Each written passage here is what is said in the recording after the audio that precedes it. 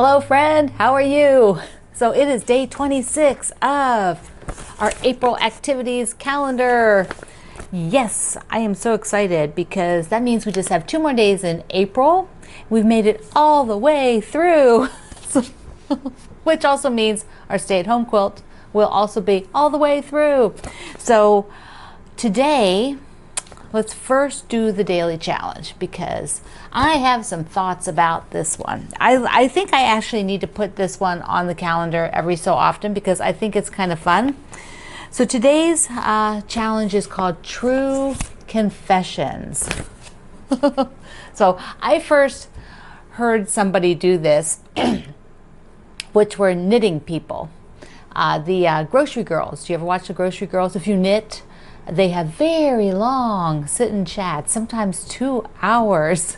They don't actually even stitch. They just chat and show you things. They're pretty funny. They're sisters and just banter back and forth. They're a riot. The grocery girls, though, one time I was watching them, and oh, by the way, I do not knit.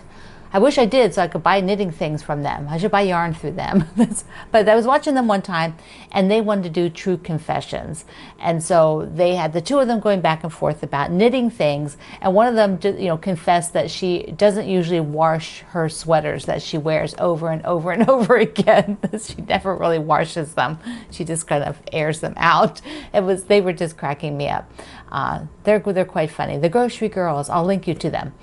So even if you don't knit, they're kind of fun to watch every so often just for their banter.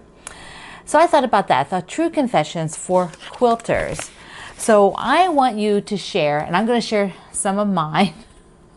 It's horrible. I'm going to share true confessions. So tell me something you do in quilting that you either know you shouldn't do or it's not a good practice, but you do it anyway. One of those kind of things. So one of them might be, and I used to do this, and actually when I used to do it, I never thought it was a bad thing, but I used to put pins in my mouth. Yeah. That's just such a dangerous practice because it's so easy to have a little accident with them by, I can't even imagine, but it's happened to people. And so I don't do that anymore. But when I did it, I didn't think I didn't think it was a bad thing because everybody sticks pins in their mouth to hold on to them. Now I pin them into my shirt or other things like that. One of my other, okay, so here's my really big true confession is I actually love documenting things. I love keeping track. I love knowing how long things take to do. I love all that sort of process. But over the past few years, more than once, usually many times during the year, I try to document something. I'll document, I've been trying to document all the quilts that I do during the year as they're happening. And I always think this is a fabulous thing. Why don't I do this? And I'll start and then you can like the tumbleweeds go and I don't go and do it. I don't know why that is. I was going to track in the journal for this month, like all the stuff that I did every day. And I actually track it, but I don't keep it. I track it in a digital form for my schedule, but I don't keep it because I have to list all the stuff. I've got a lot of things going on the past few months. And so I track that, but I don't keep it because it's a little, like sometimes a little depressing to look at. It's like, oh, I got all that stuff needs done. But okay, so what I thought, two things to solve my true confessions. Now, when you tell me your true confessions, tell me here in the comments or on Facebook in the comments.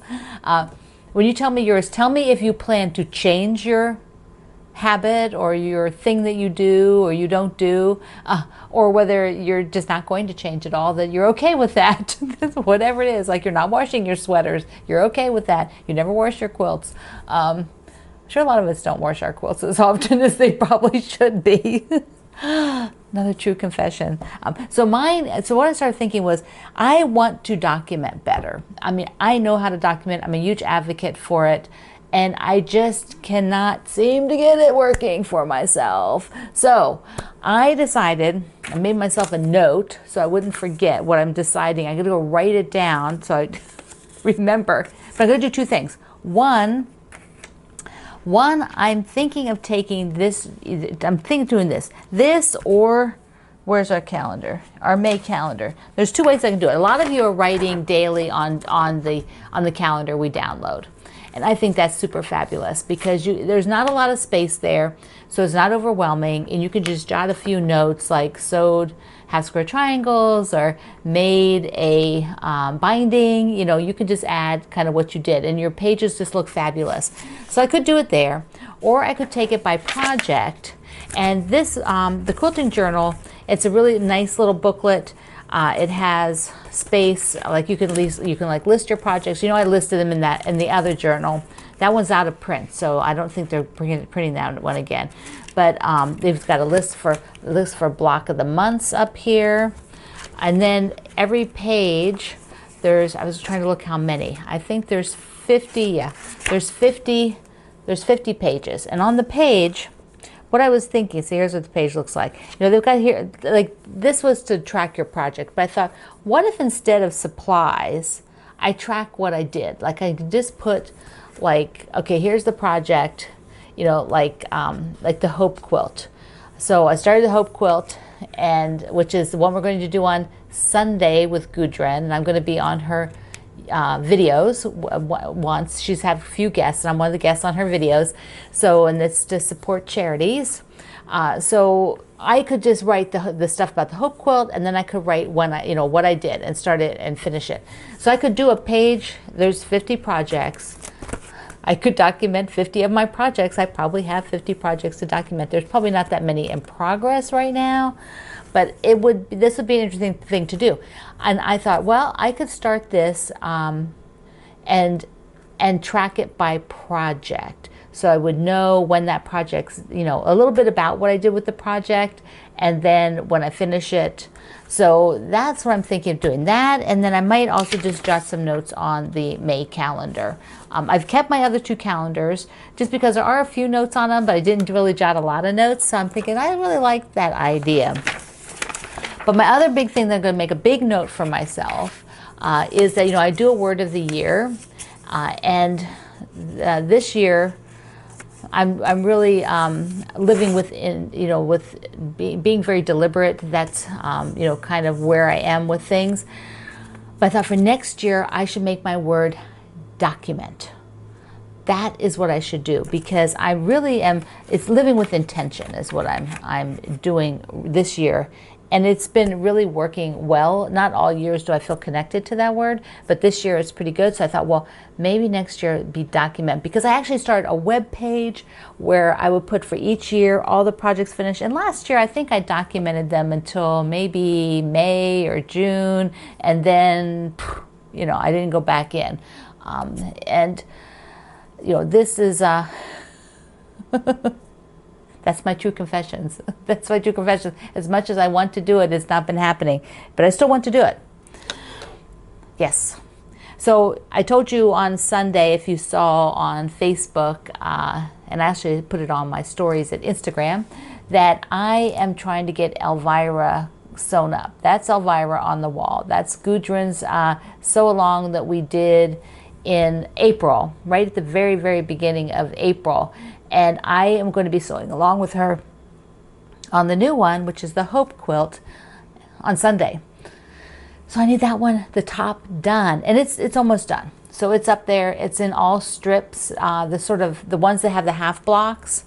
It's called Elvira. Did I say that? It's her quarantine along quilt. But you can buy it off her website now. It was free the day of the sew along.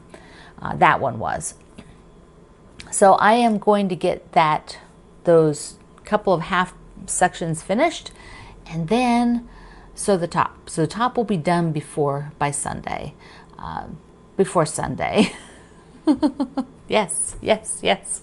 That's a goal. We all have to have goals. If you don't have goals, it's too crazy. We have our stay-at-home blocks. And I went rooting around. You know, I have a lot of novelty prints.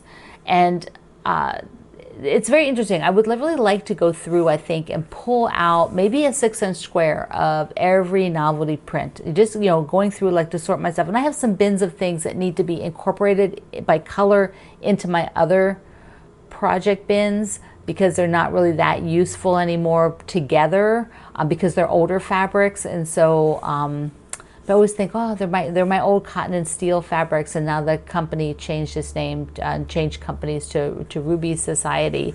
But I have a lot of their fabrics, and a lot of them are novelty prints.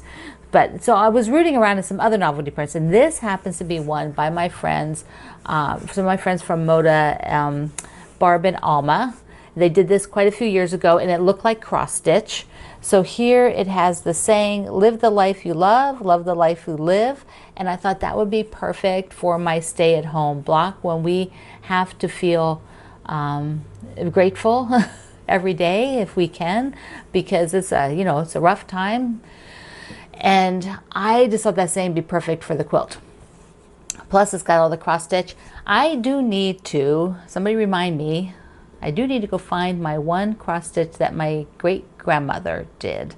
It's framed. It's probably she did it when she was little, and so I need to find that, and I'll bring it on the daily here pretty soon. Okay. So that's a wrap for this daily. This is a Tuesday, and we are going to have a fabulous day or a fabulous evening wherever you're watching this.